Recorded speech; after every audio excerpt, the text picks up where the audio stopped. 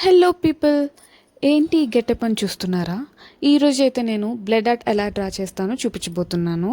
So దానికి setup అంతా gloves and mask అయితే పక్కా వేసుకోవాలి బ్లడ్ ఆర్ట్ వేసేటప్పుడు మన సేఫ్టీ కోసం. అంటే మన డ్రెస్కి అది పడకుండా అండ్ లైట్గా స్మెల్ కూడా వస్తుంది. సో ఇదంతా మ్యాండేటరీ అనమాట. సో నాకైతే 2 ట్యూబ్స్ ఆఫ్ బ్లడ్ సెండ్ చేశారు. Basically 1 is more than enough.